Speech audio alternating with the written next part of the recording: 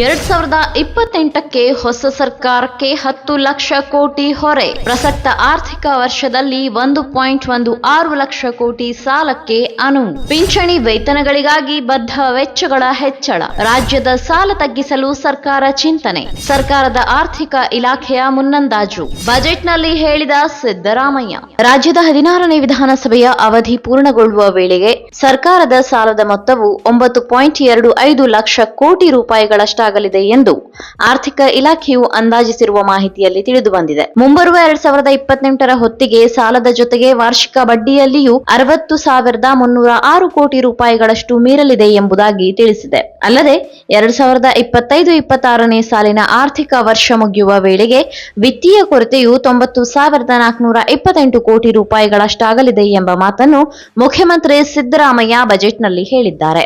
ಇನ್ನು ಪ್ರಸಕ್ತ ಆರ್ಥಿಕ ವರ್ಷದಲ್ಲಿ 1.16 ಲಕ್ಷ ಕೋಟಿ ರೂಪಾಯಿಗಳಷ್ಟು ಸಾಲ ಮಾಡಲು ಅನುವು ಮಾಡಿಕೊಡಲಾಗಿದೆ. ಮುಂಬರುವ ಆರ್ಥಿಕ ವರ್ಷಗಳಲ್ಲಿ ಎಲ್ಲ ವೆಚ್ಚಗಳಲ್ಲಿ ಹೆಚ್ಚಳವಾಗಲಿದೆ. ಪಿಂಚಣಿ ವೇತನ ಹಾಗೂ ಇತರ ಬದ್ಧ ವೆಚ್ಚಗಳಲ್ಲಿಯೂ ಏರಿಕೆಯಾಗುವ ಸಂಭವವಿದೆ. ಇದರಿಂದ ಸಹಜವಾಗಿಯೇ ರಾಜ್ಯದ ಮೇಲಿನ ಹಣಕಾಸಿನ ಹೊರೆಯೂ ಜಾಸ್ತಿಯಾಗಲಿದೆ. ಅಲ್ಲದೆ ಈ ಹೊರೆಗಳ ನಿರ್ವಹಣೆಗೆ ಸಾಲ ಮಾಡುವುದು ಅನಿವಾರ್ಯ ಎಂಬುದನ್ನು ಆರ್ಥಿಕ ಇಲಾಖೆಯು ಸದನದ ಮುಂದಿರಿಸಿದೆ. ಈ ಕುರಿತು ಮಧ್ಯಂತರ ವಿತ್ತೀಯ ಯೋಜನೆ 2025ರಿಂದ 2029ರ ಮುನ್ನಂದಾಜಿನಲ್ಲಿ ತಿಳಿಸಲಾಗಿದೆ. ಇದಕ್ಕಾಗಿ 2027-28ರ ಮಾರ್ಚ್ ಅಂತ್ಯಕ್ಕೆ ಒಟ್ಟು ಸಾಲ 9.25 ಲಕ್ಷ ಕೋಟಿ ರೂಪಾಯಿ.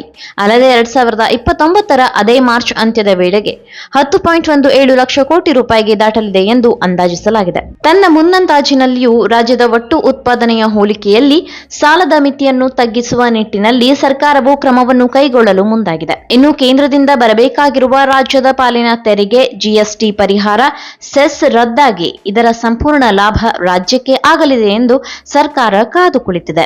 ಇನ್ನು 16ನೇ ಹಣಕಾಸು ಆಯೋಗದಲ್ಲಿ ನಮಗೆ ಅಧಿಕ ಪಾಲು ಕೊಡುವ ನಿರೀಕ್ಷೆಯನ್ನು ಸರ್ಕಾರವು ಮಾಡಿದೆ.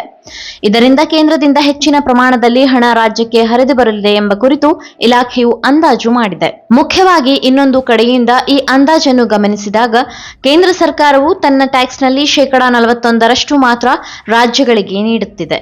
ಇನ್ನು ಇದರಲ್ಲಿ ಇಳಿಸಿ 40% ಮಾಡುವಂತೆ 16ನೇ ಹಣಕಾಸು ಆಯೋಗಕ್ಕೆ ಸೂಚಿಸಿ ಶಿಫಾರಸು ಮಾಡಲು ಕೇಂದ್ರ ಸರ್ಕಾರವು ಪತ್ರ ಬರೆದಿದೆ. ಒಂದು ವೇಳೆ ಇದು ಜಾರಿಗೆ ಬಂದರೆ ಕೇಂದ್ರದಿಂದ ರಾಜ್ಯಕ್ಕೆ ಬರಬೇಕಾದ ತೆರಿಗೆಯ ಪಾಲಿನಲ್ಲಿ ಮತ್ತಷ್ಟು ಇಳಿಕೆಯಾಗಲಿದೆ ಎನ್ನುವುದು ಆರ್ಥಿಕ ಇಲಾಖೆಯ ಆತಂಕವಾಗಿದೆ.